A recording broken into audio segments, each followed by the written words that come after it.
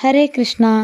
രാമ എന്ന രണ്ടക്ഷരം കേവലമൊരു പേരല്ല, മറിച്ച് സാക്ഷാൽ ദൈവത്തെപ്പോലും അത്ഭുതപ്പെടുത്തിയ പ്രപഞ്ചത്തിലെ ഏറ്റവും വലിയ മഹാമന്ത്രമാണ്.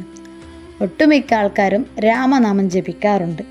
എന്നാൽ ഈ രാമനാമത്തിന് എത്രത്തോളം ശക്തിയുണ്ടെന്നറിയാമോ? ലങ്കാധിപതിയായ രാവണൻ സീതാദേവിയെ തട്ടിക്കൊണ്ടുപോയ കാലം. ദേവിയെ വീണ്ടെടുക്കാനായി ഭഗവാൻ ശ്രീരാമനും ലക്ഷ്മണനും വാനരപ്പടകളും സമുദ്രതീരത്തേക്ക് എത്തി നിൽക്കുകയാണ്. ലങ്കയിലേക്ക് എത്തണമെങ്കിൽ കടൽ കടക്കണം. അത്രയും വലിയൊരു വാനരസേനയ്ക്ക് കടൽ കടക്കാൻ ഒരു പാലം നിർമ്മിക്കുക എന്നത് അസാധ്യമായൊരു കാര്യമായിരുന്നു. എല്ലാവരും എന്തു ചെയ്യണമെന്നറിയാതെ വിഷമിച്ചു നിന്നിരുന്ന ആ സമയത്താണ് വാനരപ്പടയിലെ പ്രശസ്ത ശില്പികളായ നളനും നീലനും ഒരു വഴി കണ്ടെത്തുന്നത്. അവർ വാനരന്മാരോട് വലിയ പാറക്കല്ലുകൾ ശേഖരിച്ചു കൊണ്ടുവരാൻ പറഞ്ഞു. അങ്ങനെ വാനരന്മാർ വലിയ കല്ലുകളും ചുമന്നുകൊണ്ട് കടൽ തീരത്തേക്ക് വരാൻ തുടങ്ങി. നളനും നീലനും ആ കല്ലുകളിൽ ഭക്തിയോടെ ശ്രീരാമ എന്നെഴുതി കടലിലേക്കിട്ടു. അപ്പോൾ അവിടെ വലിയൊരു മഹാത്ഭുതം സംഭവിച്ചു. സാധാരണ വെള്ളത്തിലിട്ടാൽ താഴേണ്ട ഭാരമേറിയ ആ പാറക്കല്ലുകൾ താമര ഇലകൾ പോലെ കടൽ വെള്ളത്തിൽ പൊങ്ങി നിന്നു.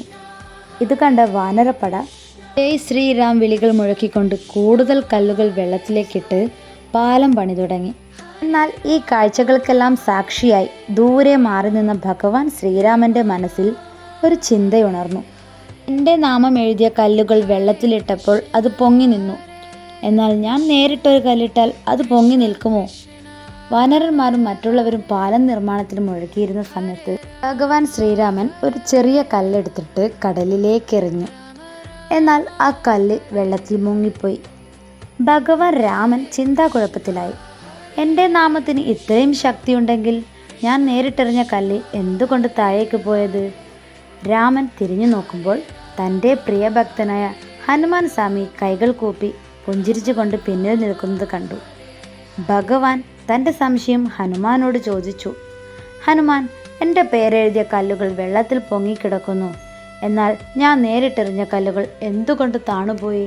ഹനുമാൻ സ്വാമി ഭക്തിയോടെ മറുപടി പറഞ്ഞു. പ്രഭു, ഇതിൽ അത്ഭുതപ്പെടാനൊന്നുമില്ല. അങ്ങയുടെ നാമം ഹൃദയത്തിൽ സൂക്ഷിക്കുന്നവരും അങ്ങയെ ആശ്രയിക്കുന്നവരും ഈ ജീവിതസാഗരത്തിൽ ഒരിക്കലും താഴ്ന്നു പോകില്ല. അവർ എപ്പോഴും രക്ഷപ്പെട്ട് ഉയർന്നു നിൽക്കും. എന്നാൽ അവിടുന്ന് സ്വന്തം കൈകൊണ്ട് ഒന്നിനെ ഉപേക്ഷിച്ചാൽ, അതായത് അങ്ങയുടെ കൈകളിൽ നിന്ന് ദൂരേക്കെറിഞ്ഞു കളഞ്ഞാൽ, പിന്നെ അതിനെ താങ്ങി നിർത്താൻ ഈ പ്രപഞ്ചത്തിൽ ആർക്കാണ് സാധിക്കുക? അതുകൊണ്ടാണ് അങ്ങെറിഞ്ഞ കല്ല് താണുപോയത്. ഹനുമാൻ സ്വാമിയുടെ ഈ മനോഹരമായ മറുപടി കേട്ട് ശ്രീരാമൻ്റെ മനസ്സ് നിറഞ്ഞു. ഭഗവാന്റെ നാമത്തിൻ്റെ ശക്തി ഭഗവാനേക്കാൾ എത്രയോ വലുതാണെന്ന് ഈ സംഭവം ലോകത്തിനെ കാണിച്ചു കൊടുത്തു. എല്ലാവരും ഭഗവാൻ അനുഗ്രഹിക്കട്ടെ.